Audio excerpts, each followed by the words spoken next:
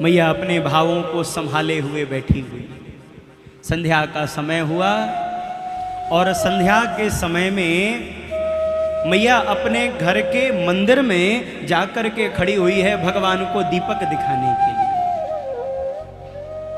एक खिड़की के ऊपर बलराम खड़े हैं, एक खिड़की के पास नंद बाबा खड़े हैं। ये तीनों भाव में भरे हुए हैं। यशोदा भी भाव में है, नंद और बलराम भी भाव में हैं, लेकिन कोई कुछ बोल नहीं रहा है, क्योंकि पता है अगर कुछ बोल दिया तो यशोदा अपने भावों को संभाल नहीं पाएगी। इतने में श्याम सुंदर दरवाजे से होते हुए आए। मैया मंदिर में खड़ी है, श्याम सुंदर बगल में खड़े हैं। मैया एकदम शांत है, कुछ बोल नहीं रही। दीपक लगा रखा है सामने, दर्शन करिए जरा इस छवि का, बड़ा आनंद आएगा। मैया ने सामने दीपक रखा है और दीपक को जलाने के लिए सलाई ले रखी है, हाथ में माचिस ले रखा है। एक माचिस की तिली जलाती है मैया और इतने में लंबी लंबी श्वास लेती है यशोदा मैया। इतने में क्या होता है, वो माचिस की जो तिली है बुझ जाती है।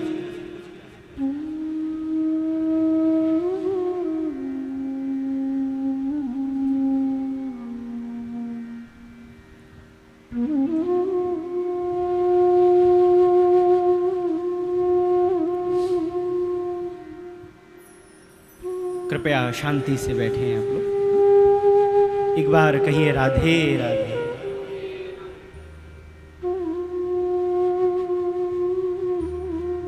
यशोदा मैया माचिस जलाती है, श्वास से वो तिलियां बुझ जाती हैं। एक एक करके महाराज सभी तिलियों को मैया ने जला दिया।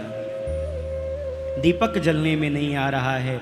ठाकुर जी ने कहा मैया लगता है ये माचिस सिल गई है, एक काम कर तो दूसरा ले ले। जब श्याम सुंदर ने बोला, मैया ने जो अपने भावों को अब तक संभाले रखा, अब यशोदा मैया फूट पड़ी है। बोले लाला ये माचिस तो मैं दूसरी ले लूंगी, लेकिन मेरा जो दीपक जा रहा है मैं उसे दूसरा कहां से लाऊं। ठाकुर जी और यशोदा के बीच में वार्तालाप प्रारंभ हो गया।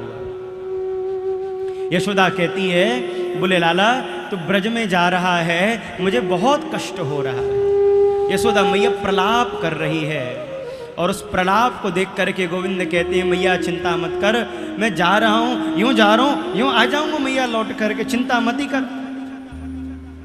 लेकिन यशोदा कहती है, बोले लाला बेवकूफ मत बना मुझे, मैं पागल नहीं हूं। मैं जानती हूं तो वहां जाएगा तो तुझे देवकी और वसुदेव मिलेंगे, हमारी याद भी नहीं आएगी। अच्छा लाला एक काम कर, मैं तुझे रोकूंगी नहीं, क्योंकि मैं जानती हूं कि वहां जाना जरूरी है। मैं तुझे रोक नहीं सकती हूं, लेकिन कन्हैया एक काम कर, तू मुझे भी साथ लेकर के चल। यशोदा कहती है, मुझे कन्हैया साथ लेकर के चल, और देख तुझे परेशानी होना तो वहां ये मत बताना कि यशोदा मेरी मैया है, ये कह देना कि नंद के यहां पर काम करने वाली कोई दासी है। मुझे लेकर के चल, मैं किसी से नहीं कहूंगी कि मैं तेरी मैया हूं। ये बताना मैं तेरी दासी हूं, मैं तेरे लिए माखन निकालूंगी, रोटी बनाऊंगी, तेरे लिए भोजन बनाया करूंगी। लाला मुझे लेके चल तू। तुझे जब जब माखन की याद आएगी ना तो मैं तेरे लिए माखन निकाल करके खिलाऊं। ठाकुर जी कहते मैया ये तो संभव नहीं है, लेकिन मैया एक बात बता, लेकिन मैया एक बात मैं तुझे बताता हूं, जब मैं मथुरा में जाऊंगा और मुझे माखन खाने की जब इच्छा होगी ना तो मैं तुझे आवाज लगाऊंगा, और मैया जब मैं तुझे बुलावा भेजूंगा तो तुरंत आ जाना और आकर के मेरे लिए माखन निकालना और मुझे माखन खिलाना। बोले लाला पक्की बात है? बोले हाँ मैया एकदम पक्की बात है।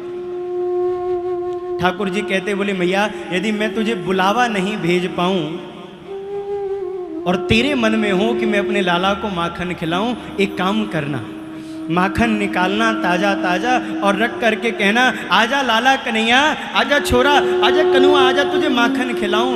और इतना कहने के बाद मैं तुरंत आ जाऊंगा मैया और तेरे हाथ के माखन को खा लूंगा। यशोदा मैया यही बात जब उद्धव आते हैं ना, उद्धव से कहती है, देख उद्धव, उसने कहा था कि जब जब याद आए माखन खिलाने की तो मैया माखन निकाल करके मुझे बुलाना, मैं आ जाऊंगा। ये उद्धव देख रहा है जितने मटके रखे हुए, मैया दिखाती है असंख्य मटके रखे हुए हैं, मैं रोज माखन निकालती हूँ और माखन निकाल करके उस छलिया को याद करती हूँ। इतने बरस बीत गए, आज तक वो आया नहीं, आज तक अभी वो आया नहीं। ठाकुर जी कहते, मैया मैं तुझे बुलावा भी नहीं भेज पाऊं और तू भी मुझे याद नहीं कर पाए और मेरे मन में माखन खाने की हो तो क्या करूंगा। एक काम कर मैया, तू ना मुझे माखन निकालना सिखा दे, क्योंकि अगर मुझे माखन निकालना आएगा तो मैं वहीं बैठे बैठे ही माखन निकाल लूंगा और खा लूंगा। मैया ने कही, बोले लाला ये बात एकदम सही, मटकी लेके ले लाला, ये मटकी ले और सामने रख ले ऐसे, और देख ये मेरी रई है, मैंने वर्षों से इसको सिद्ध किया।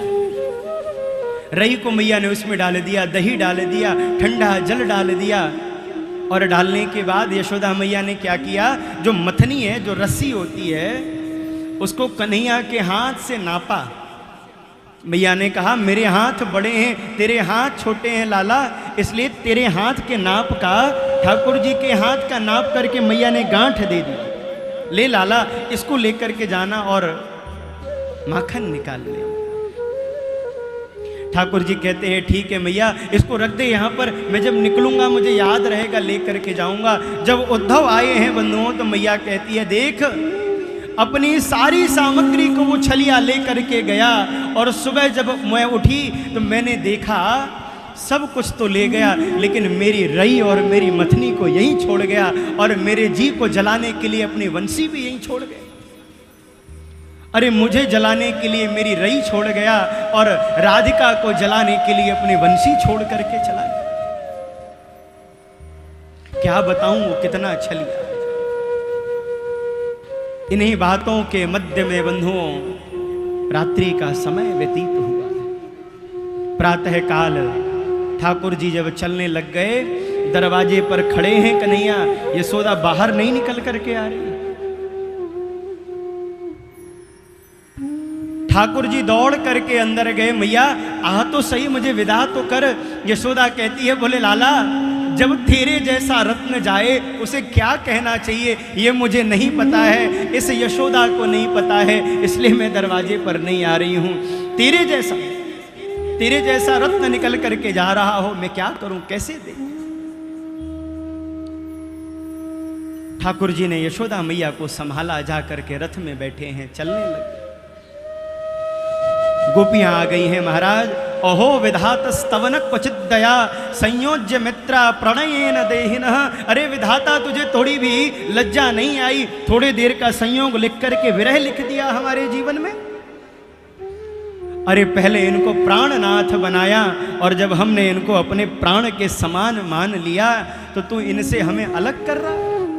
अरे कैसे रहेंगे हम इनके बिना, हमें इनके बिना रहना नहीं आता है। अरे विधाता, तुझे दया नहीं आई थोड़ी। जो गोपियां गोपी गीत में कहती हैं, अटति यद भवानन्हे काननम त्रिटुर्गायते त्वाम पश्यताम।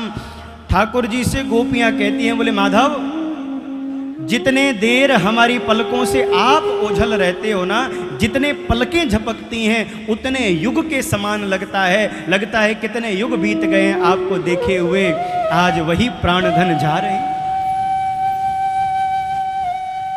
गोपियां कहती हैं, माधव हम आपको रोकेंगे नहीं, आप ये मत सोचना हम आपको रोकने के लिए आई हैं। अरे आप हमारे प्राण हैं, आप हमारे प्राणेश हैं, आप निकल जाओगे तो हमारे प्राण निकल जाएंगे। और कन्हैया, आपके बिना जब ये प्राण रहने वाले नहीं हैं तो एक काम करो, अपने रथ को हमारे वक्ष पर से लेकर के निकल जाओ, आपके जाते ही हमारे प्राण अपने आप ही निकल जाएंगे। ना ये प्राण रहेंगे और ना इन प्राणों को अपने नाथ की आवश्यकता पड़ेगी। गोपियों ने महाराज यहां पर जब ऐसा भाव रखा, कन्हैया आज महाराज नेत्रों से अश्रु प्रवाहित करते हुए रुदन करने लग गए। ठाकुर जी ने देखा ये गोपियां ऐसे हटने वाली नहीं हैं, दौड़ करके राधा रानी के पास गई। किशोरी जी के चरणों में अपना मयूर पंख निकाल करके रखा और साथ में बांसुरी रख दी। बोले किशोरी जी, ये बांसुरी तो मैं इसलिए बजाता था ताकि आपको रिझा सकूं, ये मयूर पंख तो मैं आपको प्रसन्न करने के लिए धारण करता था, और मथुरा में आप नहीं रहेंगी, मैं किसे रिझाऊंगा, किसे प्रसन्न करूंगा, इसलिए मैं इसे आपके चरणों में ही रख करके जा रहा हूं। ठाकुर जी जब वहां से निकले हैं बंधुओं, आज गोपियों ने देखा कि कन्हैया को राधा रानी ने नहीं रोका है। इसका अर्थ गोपियां समझ गई हैं कि कन्हैया अब हमारे रोकने से भी रुकने वाले नहीं हैं, अब इनको जाने ही देना होगा। रथेन वायु वेगेन, रथ को वायु के वेग से लेकर के निकले हैं। अक्रूर को महाराज यमुना में दर्शन कराया है, यमुना बाग में जाकर के कन्हैया ठहरे।